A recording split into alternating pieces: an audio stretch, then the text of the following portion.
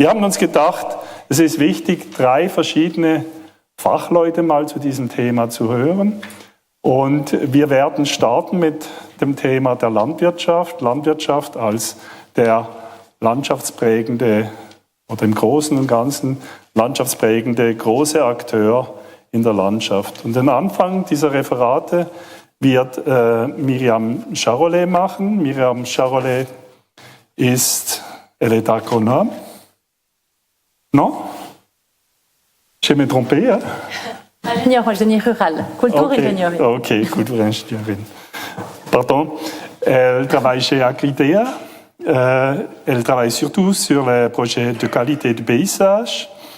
Elle est là à Agridea, elle est chef du groupe Environnement et Paysage, je dois lire, hein, Développement de l'agriculture et de l'espace rural, c'est correct. Hein. Elle est proche du paysage depuis des années. Elle a travaillé sur den Leck-Werkzeugkasten avec HSR et elle est depuis des années dans le comité du Forum Landschaft, Forum Paysage. Comme ça, elle est vraiment proche du paysage et je suis très intéressé d'entendre qu'est-ce que tu nous vas nous présenter. Hein. Merci. Merci. Merci beaucoup pour l'invitation. Merci. Donc, moi, j'ai effectivement le plaisir de pouvoir vous présenter le contexte et quelques éléments sur les projets de qualité du paysage et ce type de contribution. Alors, ce que je vais vous présenter, c'est donc d'abord quelques éléments factuels. Donc, qu'est-ce que sont ces contributions à la qualité du paysage dans le contexte de la politique agricole? Quelques éléments sur l'état de la mise en œuvre de ce programme. Je vais aussi vous présenter quelques exemples ou une certaine typologie des mesures qui peuvent être acceptées dans le cadre des contributions à la qualité du paysage. Et aussi, après, avec un regard un petit peu plus personnel sur les enjeux, sur les défis, et aussi quelques pistes de solutions, quelques pistes pour l'avenir de ces contributions à la qualité du paysage. J'ai pu bénéficier de pas mal d'informations de l'Office fédéral de l'agriculture, que je remercie pour la mise à disposition de beaucoup d'informations. Pourquoi est-ce qu'on a développé des contributions à la qualité du paysage? Donc, dans les débats parlementaires, déjà dans le cadre de la politique agricole 2011, il y a eu plusieurs interventions parlementaires pour soutenir des enjeux ou pour que la politique agricole se penche sur des enjeux paysagers régionaux, notamment les pâturages boisés. Beaucoup d'études ont aussi montré qu'on avait une perte de la qualité paysagère en Suisse. Et puis le PNR 48, donc le programme de recherche 48 paysage dans l'arc alpin, et également la Convention européenne du paysage montrent qu'il est important de se pencher sur les enjeux paysagers au niveau régional. Avant la politique agricole 2014, la politique agricole ne pouvait encourager des éléments paysagers que du point de vue du maintien des paysages ouverts et du point de vue de la biodiversité. Donc en fait, dans le cadre de la politique agricole 14-17, on a créé des contributions à la qualité du paysage pour pouvoir soutenir, promouvoir la qualité et la diversité des paysages d'un point de vue régional. Un petit peu pour inverser cette tendance. Donc dans la nouvelle maison des contributions de la politique agricole 2014, on a créé une ligne de budget pour les contributions à la qualité du paysage et pour des projets à la qualité du paysage. Comment ça fonctionne? Alors, au niveau de l'initiative, qui prend l'initiative d'un projet de qualité du paysage? Donc, l'initiative peut venir d'acteurs régionaux, d'acteurs associatifs, de la vulgarisation agricole ou directement du canton. Ces initiateurs définissent un porteur de projet. Et puis, ce porteur de projet fait une analyse paysagère assez classique, fixe des objectifs et propose des mesures de qualité des paysages. Ces mesures sont présentées au canton et le canton fixe un concept de mesure, donc harmonise un peu les mesures entre elles et fait aussi un concept de contribution pour rémunérer ces prestations. Le canton fait parvenir le projet à la Confédération et la Confédération évalue ou examine le projet et puis l'autorise éventuellement avec des demandes de correction. Et après, une fois que le projet est accepté, le canton fixe ou conclut des conventions d'entretien avec les agriculteurs, les mesures sont mises en œuvre et des contributions sont payées directement par le canton aux agriculteurs. Au niveau des contributions, donc quand le projet, une fois que le projet est accepté, une fois que le projet fonctionne, chaque agriculteur qui conclut une convention avec le canton fait parvenir au canton une certaine somme qui est mise dans un pot commun, dans le pot du projet, et qui va permettre de rémunérer les mesures qui seront prises par les exploitants.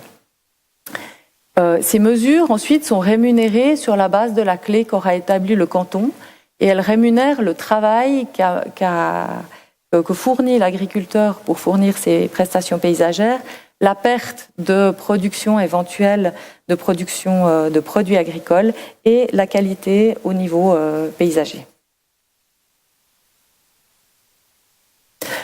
Au niveau de la mise en œuvre, on est dans une mise en œuvre qui couvre bientôt toute la Suisse. Donc, ce que représentent les contributions à la qualité du paysage, en 2015, fin 2015, on était à 111 projets. On a vu sur la carte de la Suisse qu'on est pratiquement couvrant. Il reste, de faire 5 projets. On est à une contribution fédérale annuelle en 2015 de 125 millions de francs. Et on a plus de 31 000 exploitations à l'année et près de 4 000 exploitations d'estivage qui participent au programme et qui reçoivent un certain nombre de contributions. Ça fait quand même chaque fois plus de la moitié des exploitations, que ce soit des exploitations à l'année ou des exploitations d'estivage qui participent au programme. Et puis, une évaluation du programme est actuellement en voie d'être conduite, avec des résultats qui parviendront fin de l'année. Urs Steiger, qui est là, pourrait vous en dire plus, puisqu'il conduit cette évaluation. On voit aussi ici le taux de participation, en fait, des exploitations à l'année à ce programme. On voit... C'est pas forcément très facile à interpréter ce genre de graphique, mais on voit dans certains cantons vraiment une participation très forte, notamment dans les cantons, dans les grisons, avec plus de 85% des exploitations à l'année qui participent au programme. Donc on a en général, de toute façon, une très bonne participation des agriculteurs. Un élément aussi qui est un élément important à prendre en considération dans ces contributions, c'est qu'au départ, en 2014, quand ont été introduites ces contributions, il y avait une disposition transitoire qui disait qu'il y avait un certain plafonnement des contributions à 120 francs par hectare de surface agricole utile et à 80 francs par hectare de paquiers normaux, donc pour les exploitations d'estivage, qui plafonnait le montant à disposition des cantons, donc qui ne pouvaient pas atteindre le maximum théorique des contributions à donner aux agriculteurs. Cette disposition devait être transitoire et durer 4 ans. Cette disposition, la semaine dernière, les chambres ont décidé que cette disposition serait reconduite et n'aurait pas, sans délai actuellement, donc en tout cas jusqu'à 2021. Donc, pour la période 2017-2019, la Confédération prévoit 150 millions de contributions. La conséquence de tout ça, c'est que les projets ont démarré avec une perspective d'avoir un certain montant, peut-être un petit peu limité sur la première période de 4 ans, et puis plus de moyens à disposition pour la deuxième période, ce qui ne sera pas le cas. Donc, c'est peut-être que certains objectifs ne pourront pas être atteints. Pour rendre les choses un petit peu plus concrètes et un petit peu plus visuelles, parce que pour le moment, on n'a pas vu tellement de photos, je vais vous présenter quelques exemples de mesures. Donc, qu'est-ce que sont les mesures qui peuvent être soutenues par les projets à la qualité du paysage? Donc, il s'agit de mesures ponctuelles ou en tout cas mesures uniques ou de mesures qui sont reconduites d'année en année, qui sont prises par les exploitations agricoles dans le cadre de l'utilisation de l'exploitation agricole. Et puis ces mesures sont évidemment destinées à remplir les objectifs paysagers qui ont été définis par le projet. Alors, j'ai chaque fois indiqué, j'ai pris une typologie qui est celle qui a été utilisée par l'Office fédéral d'agriculture pour définir, pour expliciter la quantité de contributions qui sont versées par type de contribution, par type de mesure, et ça permet un petit peu d'illustrer ce que ça représente. Donc, là où le type de mesure qui reçoit ou qui donne droit à le plus de contributions, ce sont des mesures de type structure, donc où on plante ou bien on entretient des arbres isolés remarquables, des vergers ou des arbres hautes tiges, des haies, des murs ou des berges de cours d'eau. Il y a chaque fois des différences. En fait, le projet doit aussi montrer des différences avec des mesures qui seraient soutenues par d'autres contributions fédérales, notamment les contributions à la biodiversité aussi prévues dans la politique agricole. Donc, par exemple, ici, on a des contributions pour la plantation qui ne sont pas forcément prévues dans les contributions à la biodiversité. On a aussi des contributions pour des haies qui n'auraient pas de soutien par le biais des contributions à la biodiversité. On a aussi des mesures qui sont de type diversité paysagère dans les cultures.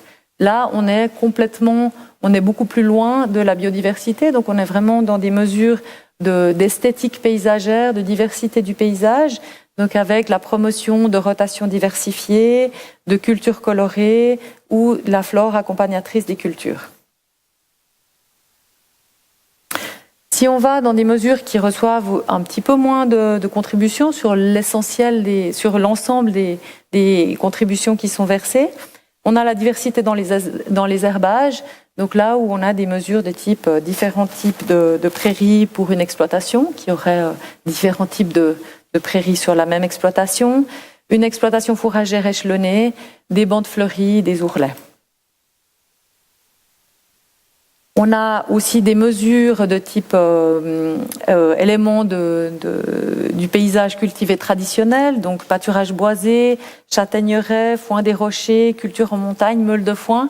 Là, je pense qu'on se rapproche de certaines mesures qui sont dans des projets soutenus par le Fonds suisse paysage. Je pense que là, on a une certaine parenté.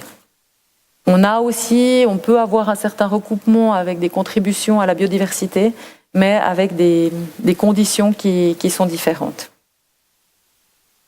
On a des mesures, alors là on descend quand même pas mal dans le pourcentage de contributions qui sont versées sur la masse totale de contributions versées, donc de type maintien ciblé du paysage ouvert, récupération de surface, réhabilitation de surface.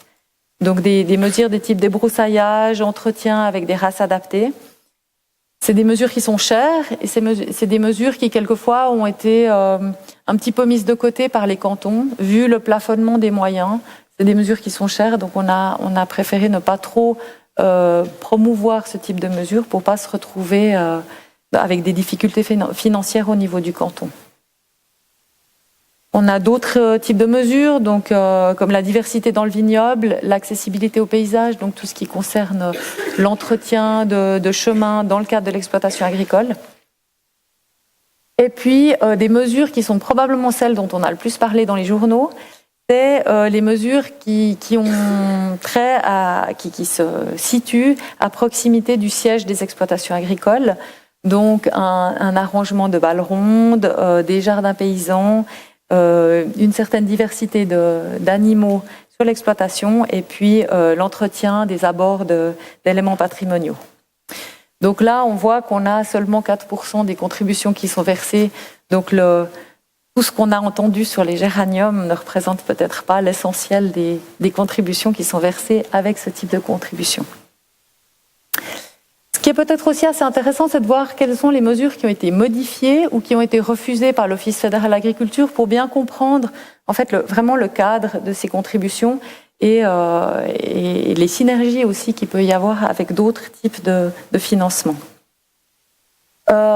Certaines mesures qui ont été proposées par les projets sont le soutien, l'encouragement financier à une exploitation en petites parcelles, en se disant si on a des des petites parcelles, on crée une mosaïque paysagère qui est intéressante. Et là, l'Office fédéral de l'agriculture n'a pas pu entrer en matière parce qu'on est contraire à d'autres objectifs de politique agricole, notamment la simplification des structures qui est encouragée via les améliorations structurelles. Il y a aussi eu des propositions pour soutenir certaines cultures individuellement ou certaines races de bétail individuellement. Celles-ci ont aussi été refusées puisqu'on ne pouvait pas faire une subvention à une culture particulière ou à une race particulière. Certaines mesures aussi ont été proposées plutôt dans les régions d'agglomération, des prairies pour le public, des prairies pour se délasser, du jardinage avec la population, de l'agriculture contractuelle de proximité ou proche de l'agriculture contractuelle de proximité. Et là aussi, ça a été difficile d'accepter ces mesures puisqu'il faut que l'utilisation principale des surfaces reste l'exploitation agricole. Et puis certaines prestations de type justement jardinage avec la population devraient être plutôt payées directement par les utilisateurs. Des mesures dans le domaine des murs, il n'a pas été possible non plus de financer de la construction ou reconstruction de murs. Par contre, les contributions à la qualité du paysage permettent de financer un certain entretien de ces murs. Certaines traditions paysannes, comme la des Alpes, la montée ou la descente à l'alpage, n'ont pas pu être encouragées non plus. Là, la discussion a été, est-ce que vraiment c'est une prestation paysagère ou pas? Et la réponse, dans ce cas, a plutôt été non. Des mesures qui ont plutôt été réaménagées par l'Office fédéral de l'agriculture, non pas refusées, mais réaménagées, c'est les contributions autour de l'exploitation, autour du siège d'exploitation. Donc là, l'Office fédéral de l'agriculture octroie des forfaits pour ces mesures qui sont en lien avec le siège de l'exploitation. Et puis, les caisses à fleurs et les géraniums n'ont pas été financés non plus. Au niveau des bâtiments aussi, là aussi, il y aurait beaucoup d'intérêts paysagers, du lien avec l'exploitation agricole, mais là non plus, on n'est pas dans cette ligne de financement possible. Donc on peut, les contributions à la qualité du paysage permettent de financer un certain entretien des abords des paysages, des bâtiments agricoles, mais pas vraiment de reconstruction ou de rénovation. Et puis on a un certain plafonnement des contributions. Pour finir, dans les enjeux, là je sors des présentations plutôt axées sur la documentation de l'OFAG, plutôt pour donner une vision un petit peu plus personnelle. Donc les enjeux, les défis pour moi, déjà il y a des enjeux de mise en œuvre. Donc on en a beaucoup discuté dans les différents groupements entre des projets qui ont été lancés d'abord à titre pilote et puis ensuite qui ont été dans la phase de mise en œuvre de ces projets. Il y a toujours un champ de tension entre des mesures très ciblées, très précises, très définies aussi éventuellement au niveau local, et puis des mesures qui restent administrativement gérables. Donc on peut avoir beaucoup de mesures, mais évidemment c'est plus difficile à administrer pour un canton d'avoir un catalogue énorme de mesures très différentes. On pourrait avoir beaucoup de variantes, mais effectivement c'est plus difficile à contrôler, c'est plus difficile à administrer pour les cantons. La question du conseil aux exploitants, il y a des cantons qui font du conseil, qui ont prévu un conseil individuel pour chaque exploitation, mais il se pose toujours la question, et évidemment que les mesures peuvent être mieux ciblées si un conseiller va visiter chaque exploitation pour lui proposer des mesures, pour discuter avec lui de où les installer et comment. Mais évidemment que se pose toujours la question du financement. Est-ce qu'on prend une part du contribution pour le financement? Et puis c'est pas vraiment évident de financer ce genre de conseil. Au niveau de l'effet paysager, là aussi on peut discuter de certaines choses. Le cadre on l'a vu dans les mesures qui sont refusées, le cadre des contributions à la qualité du paysage est assez restreint, est assez limité. Donc on a des mesures qui sont intéressantes, par exemple justement les mesures sur les bâtiments qui ne peuvent pas être retenues pour ces contributions. Elles restent là, mais elles ne peuvent pas être financées dans le cadre de ces projets. Le cadre est limité, ça veut dire aussi que par rapport à des grandes tendances comme le mitage du territoire, comme l'abandon de certains pâturages, les contributions à la qualité du paysage, avec aussi des contributions qui sont assez limitées, ne peuvent pas inverser ces grandes tendances. Et puis, on a ce problème du plafonnement des contributions qui fait aussi que les objectifs, notamment les objectifs pour des grandes mesures de réhabilitation de surface, ne pourront pas être atteints. La question de l'avenir, qu'est-ce qui va se passer après 2021? Est-ce que ces mesures vont rester? Quel va être le niveau de contribution qui va être possible? Est-ce que le programme va changer? Ça, c'est des questions qui restent ouvertes. Donc le développement de l'instrument, est-ce qu'il va y avoir des modifications? Et puis aussi l'évolution des projets eux-mêmes. Comment, après 8 ans, ils vont faire leur bilan et continuer. Pour la suite, évidemment que tout le monde cherche à diminuer la charge administrative. Ça, c'est un thème récurrent dans la politique agricole, tout en ayant des meilleurs objectifs paysagers. C'est toujours la difficulté.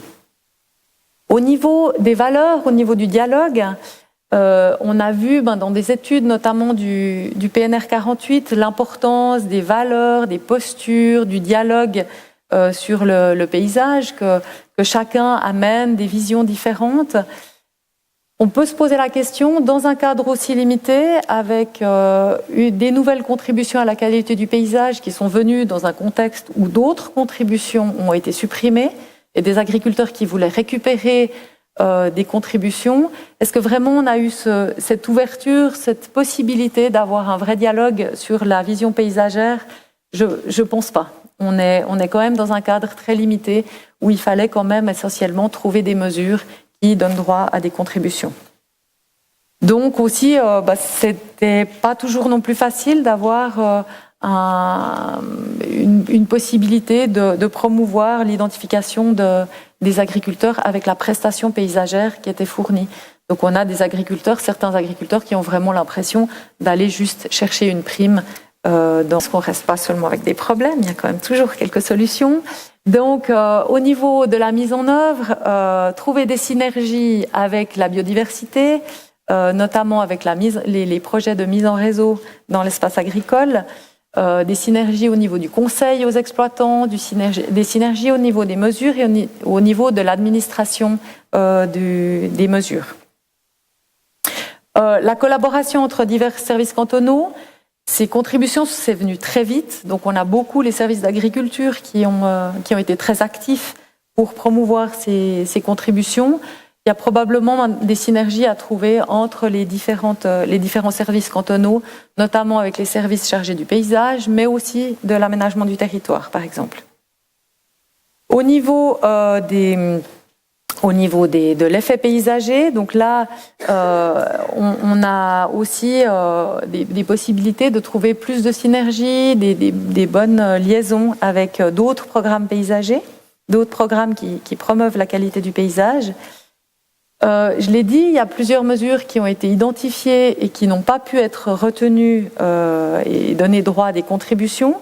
Donc on pourrait utiliser l'information très fouillée, très détaillée, très riche qui est contenue dans les rapports de projet, dans l'analyse paysagère qui a été faite sur chacun des territoires pour définir des nouveaux projets, proposer des nouvelles mesures, qu'elles soient financées par exemple par le Fonds Suisse Paysage, par d'autres lignes budgétaires possibles.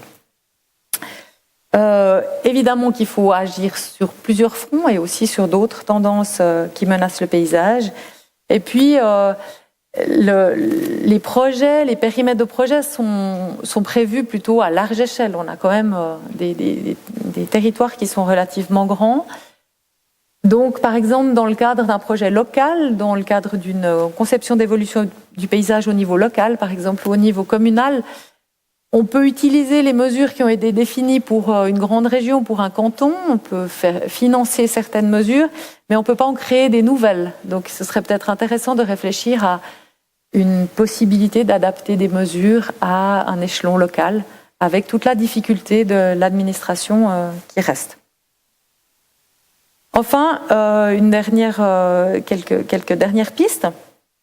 Bon, le futur de ces contributions à la qualité du paysage, évidemment, si on veut qu'on ait des effets paysagers à long terme, il faudrait qu'elles puissent se poursuivre en 2021. Au niveau des valeurs et du débat, ces contributions sont peut-être aussi une occasion de démarrer un dialogue ou de poursuivre un dialogue sur les différentes postures paysagères au niveau local. Qu'est-ce que les gens attendent? Qu'est-ce que les gens veulent?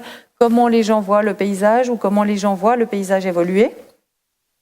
La formation, la sensibilisation des agriculteurs à ces prestations paysagères, à l'effet paysager des pratiques agricoles, que ce soit au niveau de la pratique de l'utilisation des terres, mais aussi des bâtiments ruraux.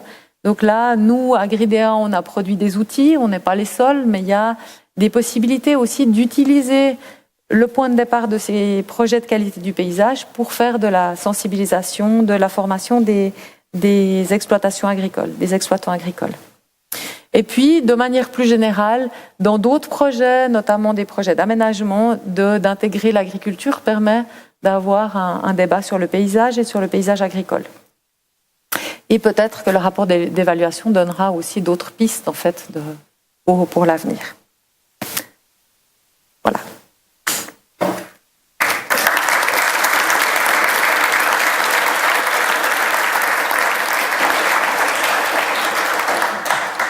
Merci, Miriam. Es gibt wieder die Möglichkeit, Fragen zu stellen und Sie dürfen das gut auf Deutsch tun, denn Miriam spricht perfekt Deutsch. Also deutlich besser Deutsch, als ich Französisch spreche, auf alle Fälle. Also wenn Sie Fragen haben, bitte stellen Sie diese. Ja. Wir haben zu Beginn, also Herbert Bühl, ich bin von der ENAK, wir haben zu Beginn Ihres Referates eine Folie aufgelegt, dort hat man gesehen, 111 Projekte, 31.000 Betriebe. Wenn ich das mal so schnell ausrechne, dann sind das 280 Betriebe pro Projekt. Und Sie haben im Verlauf des Referates mehrfach gesagt, es gehe auch darum, Bauernfamilien in diese Fragen der Landschaftsentwicklung zu integrieren. Wie geht das konkret, wenn 280 Betriebe in einem Projekt sind? Einfach von der Prozessgestaltung her. Können Sie da etwas sagen? Ja. Darf ich ja Französisch beantworten? Ja, ça c'est quand même plus facile. Alors en fait, dans les projets, j'ai participé à un projet vaudois, par exemple, où on a été mandaté, nous, à Gridea, pour développer un projet. Donc on avait une commission, un groupe de projets, de pilotage du projet, avec des agriculteurs représentant la diversité de l'agriculture dans le périmètre de projet. Et c'est ces agriculteurs qui nous ont guidés dans les types de mesures qui ont pu être définies. Donc nous, on a fait une analyse paysagère avec un bureau d'architectes du paysage. On a pris aussi les bases existantes. On a proposé un certain nombre de mesures qui nous semblaient logiques d'un point de vue paysager, et aussi d'un point de vue agronomique.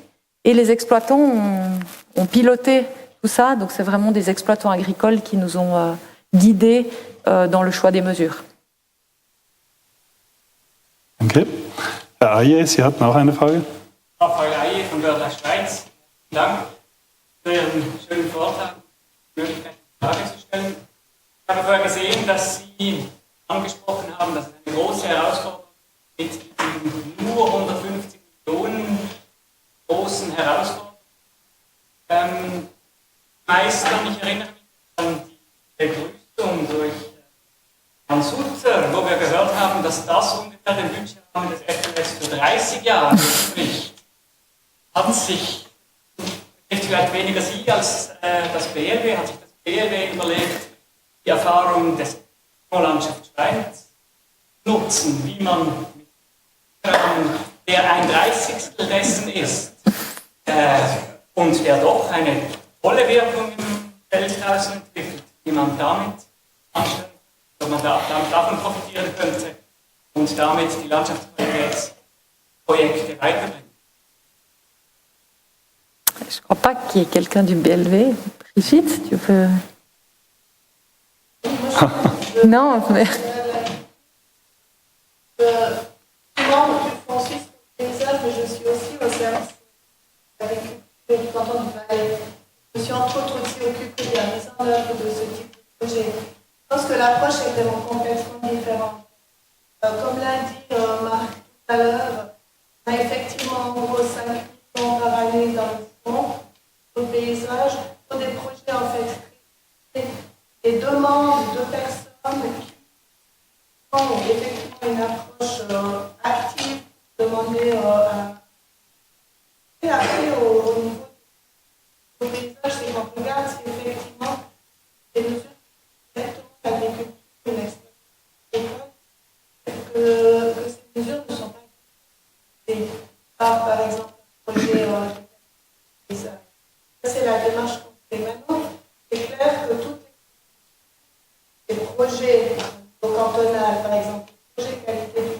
paysage.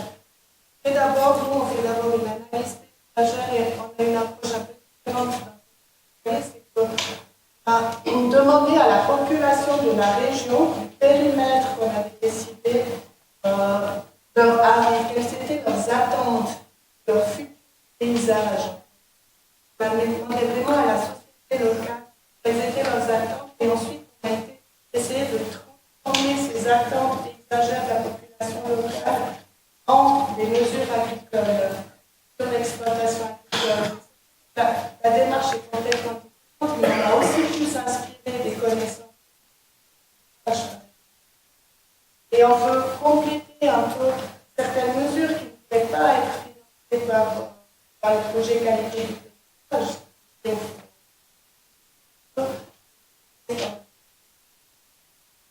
Peut-être qu'avec le fonds, beaucoup moins de personnes. Là, vous avez.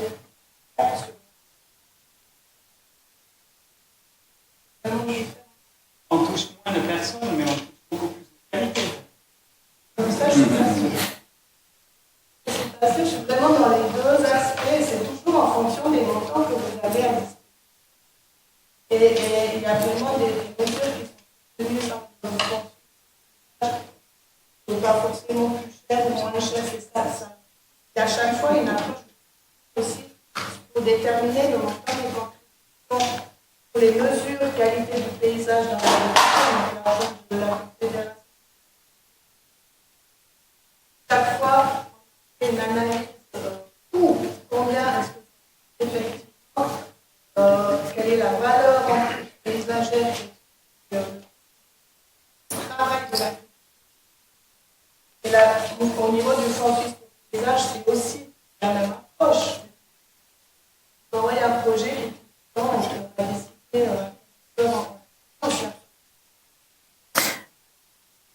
L'avantage de ces contributions, c'est que ça permet de donner une contribution de base pour des prestations qui sont fournies par beaucoup de monde. Donc on a quand même un effet paysager qui est quand même porté par beaucoup d'acteurs.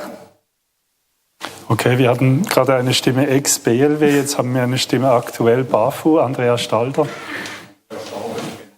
Finde der Landschaftsqualitätsbeiträge. Aber der Hauptunterschied wurde noch nicht gesagt.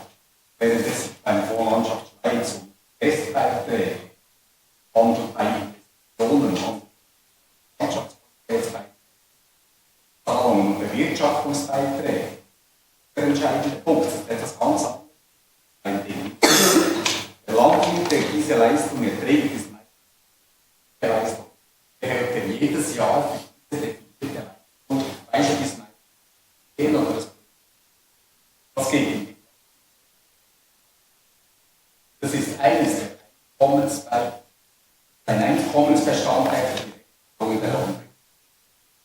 Danke. Wir gesehen in der großen Zahl, die du erwähnt hast. Eugen David. Ja, wenn ich etwas beifügen darf, ich glaube schon stecken zwei ganz unterschiedliche Philosophien.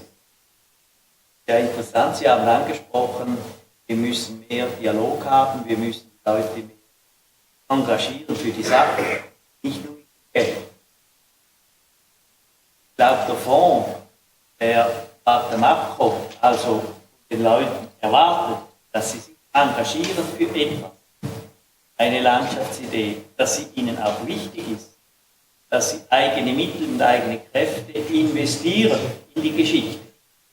Das hat einen sehr großen Wert. Insofern ist dann der Geldbeitrag eine Unterstützung dieser ideellen Leistung. Und wenn vom Bund eben top-down man sagt, du musst das machen, dann kriegst du Geld. Das ist ein ganz anderer Ansatz, oder? Und dass die Leute, die das machen, die machen das dann effektiv wegen dem Geld. Und nicht aus anderen Gründen. Einfach, dass sie, wie gesagt wurde, Einkommen erzielen können. Das ist ein verständlicher Wunsch. Aber ich glaube, der Ansatz, allein mit dem Geld so zu versuchen zu steuern, dass die Landschaft erhalten wird, der genügt einfach nicht. Braucht ein ideelles Engagement der Personen,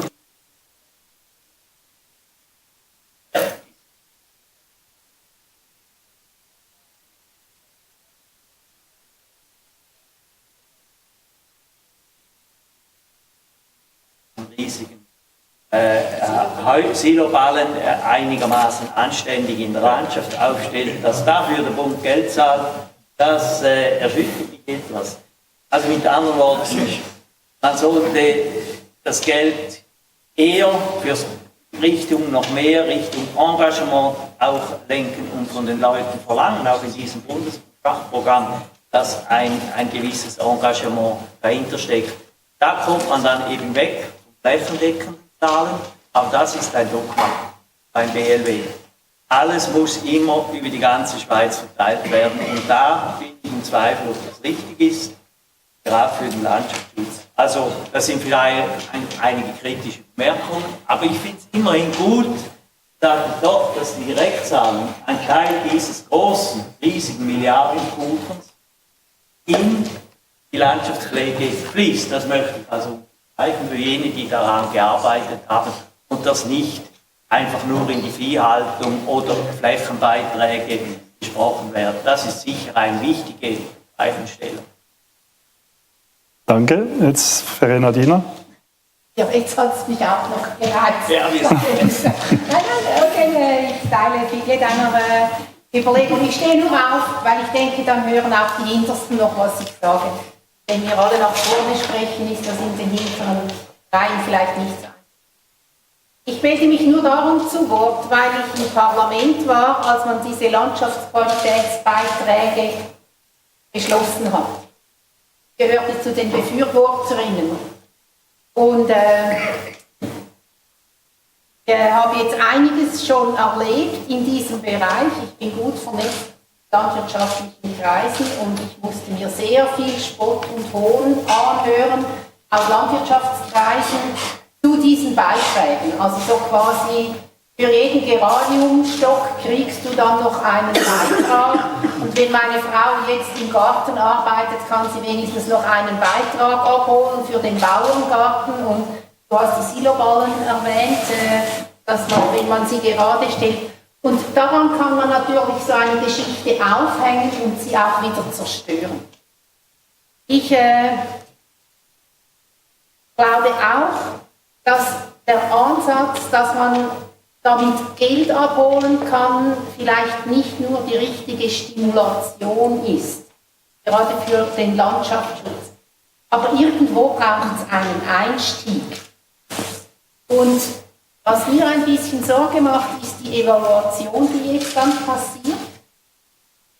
Und wenn ich heute mein Ohr bei den Landwirtschaftskreisen habe, dann wollen die eigentlich viel stärker die Direktzahlung für die Produktion. Für die Tiere, für die Tonnen, für die Zentner und eigentlich weniger in diesem Bereich. Und ich fürchte, dass wenn die Zersplitterung, wie das jetzt im Moment noch ist, so viele lächerliche Geschichten produziert, die dann genussvoll auf den Tisch kommen in der Debatte, ob man diesen Teil der Direktzahlungen so weiterführen will oder ob man es wieder in die Produktion zurückkommt. Und damit wäre dann der Landschaft auch nicht gegeben. Stärker wir die Produktion, die reine Produktion unterstützen, umso größer wächst auch der Druck der Nutzung, auch auf die Landschaft. Die Frage ist ja mehr, ob es uns gelingt, die paar Jahre, die jetzt noch bleiben, interessanterweise läuft das im 21 aus und unsere Beiträge auch. Und es wäre ja eigentlich klug, hier einen gemeinsamen Weg für ein gutes Verständnis für Landschaft, Landschaftserhaltung, Landschaftsschutz im Kulturlandbereich gemeinsam zu entwickeln. Und statt das Trennen, wir würden natürlich liebend gerne nur schon die 5 Millionen jährlich für diese Kleinst-Engagements, die für mich eine menschliche Selbstverständlichkeit sind. Ordnung um den Hof muss nicht bezahlt werden, sondern ich finde, es ist eine innere Haltung. Aber wir können uns jetzt daran zersplittern, die lachenden Dritten sind an einem anderen Ort, oder wir sagen, wir haben ein gemeinsames Ziel. Das Ziel für unser kleines Land, enormen Druck gegenüber der Landschaft aufzufangen und in guten Projekten eine andere Antwort zu finden. Und da hoffe ich, dass es uns gelingt, eben auch auf Bundesebene. Wir waren letzte Woche bei Doris Leuthard, haben schon einmal eine erste Diskussion geführt.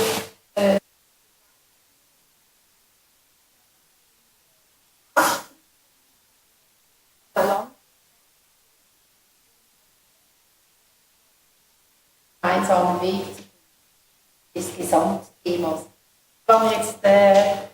Ich habe, als ich Ihre Ausführungen gehört habe ich den Stammtisch gehört. Und was da alles geschnödet wird in Landwirtschaftskreisen, aber das Geld wird trotzdem abgeholt, aber es wird so ins Lächerliche gezogen. Und damit torpediert man eigentlich das, was so notwendig wäre, ein Verständnis für die Landschaft, ein Verständnis für die Artenvielfalt, dass es eben eine Selbstverständlichkeit wird, in der Produktion auch das mit zu berücksichtigen. Wie wir diesen Weg gehen können, weiß ich nicht, aber ich wünsche mir, dass wir ihn gemeinsam.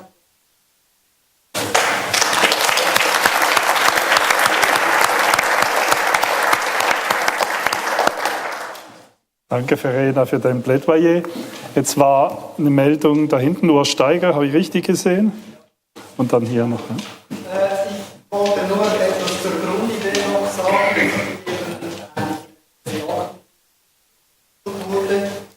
die ging damals eigentlich weiter. Die war, dass man all die sektoriell orientierten Zahlungen, also nicht Direktzahlungen, sondern auch Infrastrukturzahlungen, alle letztlich dann landschaftswirksam sind, dass man die auf regionaler Ebene eine koordinierende Sicht einfügt. Deshalb eben regionale Konzepte macht. Diese Idee war dann etwas zu anspruchsvoll für viele. Das BMW hat einen Teil dieser Idee dann aufgenommen, die Landwirtschaftsreform, und hat dann, sagen wir mal, einen Teil letztlich entwickelt. Der war eben Augen des Bundeslandschafts schonender einzig. Und ich denke, da an einem Beginn des Paradigmenwechsels, der jetzt 2 Jahre lang ist, und dem jetzt sollte und dass man sehr kleinen Teil des Landwirtschafts und von daher hat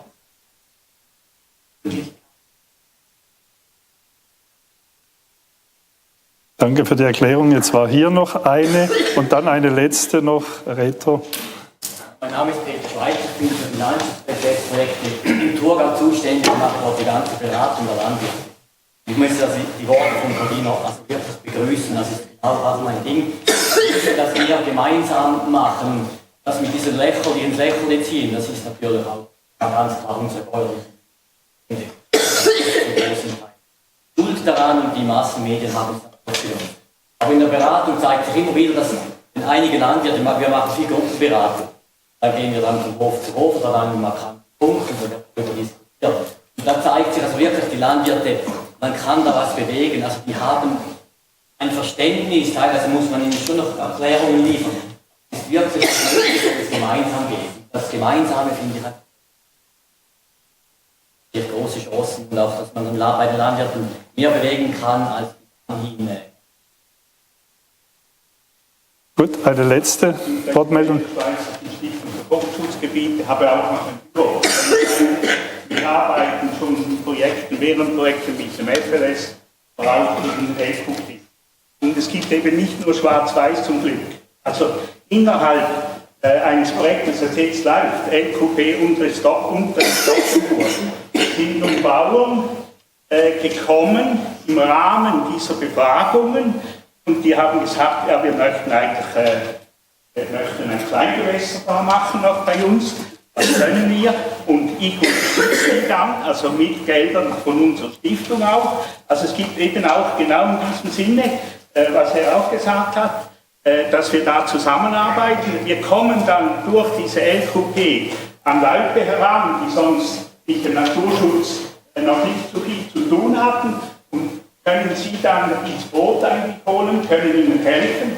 Und das hat sich also, ich möchte das sagen, vielleicht ein bisschen zu deiner Beruhigung. Es gibt so eine Entwicklung. Es gibt eben im Leben ja auch nicht nur schwarz-weiß, sondern es gibt diesen häufigen guten Kompromiss. Gut. Herzlichen Dank. Ich sehe mich gezwungen, ein bisschen auf die Zeit zu schauen.